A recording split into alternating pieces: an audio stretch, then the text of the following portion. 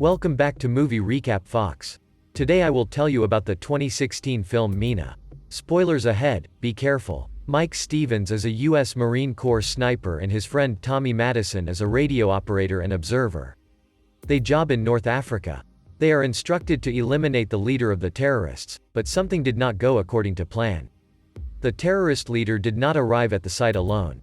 Bedouin have come to meet him to marry off one of their girls. Mike hesitates, he's not sure it's the right man for them, but the command insists on eliminating. But Mike doesn't pull the trigger. The bride and groom are caught in the crosshairs, and as they step aside, Mike can't recognize the target, he thinks it might be another person. In response to Tommy's objection, he raises his rifle. The scope shines in the sun, the terrorists' bodyguards notice this and start shooting, and the partners have to flee. Thanks to a sandstorm, they manage to get out of the firefight alive. Mike and Tommy contact the command and it directs them to an evacuation point in a Berber village not far from their location.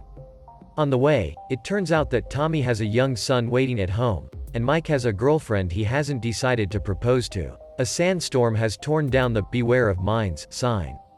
The sign has fallen under Mike's feet. He also finds a toy soldier in the sand. However, Tommy decides it is an old sign and is not worth paying attention to.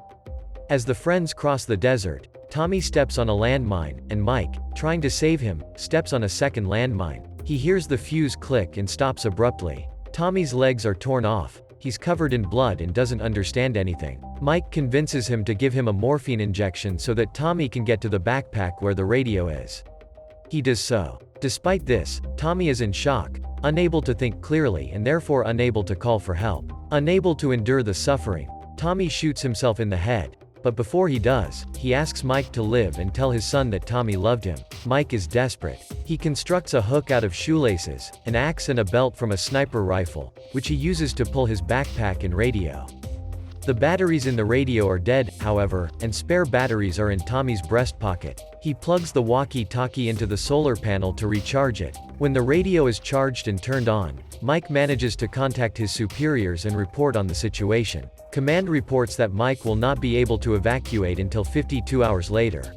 The military is engaged in a firefight, so they can't arrive at the evacuation site right away. Mike sets his watch to count down and prepares to wait. He's running out of water and little food left, but that's not his main problem. Another sandstorm is coming in from the desert. Mike hurriedly wraps a protective cloth around his face, rests one side of his body against a rifle stuck in the sand, and holds his backpack with the radio with the other hand.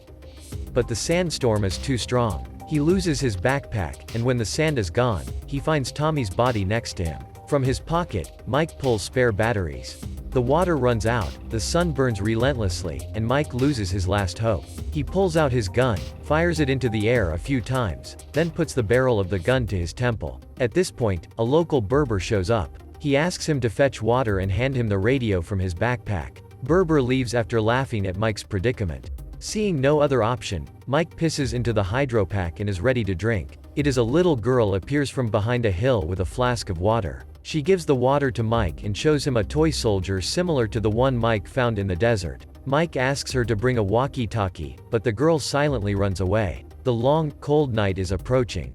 Mike's strength is fading. If he falls asleep or falls from fatigue, the mine will explode. So he makes a fire from dried twigs that were nearby and tries to get warm. In the middle of the night, when the darkness is especially thick, the cries of raptors resound in the silence. They keep Mike awake even when the fire of the small fire has gone out. Mike starts shooting back and even kills a few animals.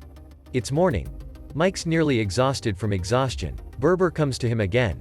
He says Mike is lucky to have survived a night with raptors and still not be blown up by a landmine. He tells him that Mike needs to break free, to step up and go forward, but Mike takes it as a taunt. They have a short conversation. Mike asks Berber to get him a walkie-talkie, and he complies and then leaves. The clock is running too slow. Mike is hallucinating, having visions from the past. He thinks that Tommy has come to life. He gets up from the sand and starts talking to Mike. Another cold and dark night falls. But this time, Mike has neither the fire nor the strength to fight the predators. The jackals are slowly advancing out of the darkness. Mike fires back weakly until his gun runs out of ammunition. Then the predators lunge at him, ripping his hands apart with their teeth and grabbing his legs. Mike's consciousness flips again. A vision comes to him from the past of how he stood up for a waitress in a bar, defeating 4 huge rangers, and how that waitress would later become his girlfriend. When Mike woke up, he realized he had stabbed all the jackals who tried to eat him. The command said that the military was delayed and would not arrive until 17 hours later. In desperation, Mike threw away the watch he used to keep track of the time until the rescuers arrived. He began to think he was talking to Jenny, his girlfriend. He apologized to her, told her he loved her, and began to lose consciousness. But at that moment, Berber picked him up and prevented him from falling. Berber treated the wounds left by the predators, told him to hang in there, that he was lucky to be alive. And Berber struck up a new conversation with Mike, during which he told Mike that he himself had once been blown up by a landmine. He and his daughter used to dig them out of the sand and sell them to the partisans. Instead of mines, his daughter used to put tin cans. One such day a mine went off and Berber's daughter was killed and he lost his leg. Now he has a wooden prosthetic. Berber said that he was the one who brought Mike the water, and that the girl, his daughter, was just a vision. He also said that after his leg was amputated, he didn't want to live, but in a moment of extreme despair he realized he had to move on. He now has a wife and 2 children. Berber made it clear that Mike had to be free too, had to move on. He gave Mike a drink, warning him that it would cause him to hallucinate, but after that he would be fine. Then the Berber left, leaving an exhausted Mike alone with his hallucinations. Mike sees his drunken father beating his mother again, and then him. He tries to resist, but the scene changes. He is transported to the day he met his girlfriend. He fights the rangers, then sees him and Jenny fighting. He becomes like his father. Jenny expects him to propose marriage, but Mike doesn't see it that way. He walks away from the marriage talk. His visions include his dying mother in a hospital bed. Mike is plucked from his hallucinations by the voice of the military on the radio. They are passing a few kilometers away in cars. They are ready to pick him up, but he has to signal. The military is leaving. They can't wait any longer because of the terrorists. Mike gets shot at. Just when he is ready to give the signal, he is surrounded by men with guns. But Mike doesn't want to give up. He fires back with his sniper rifle, killing them one by one until he runs out of ammunition.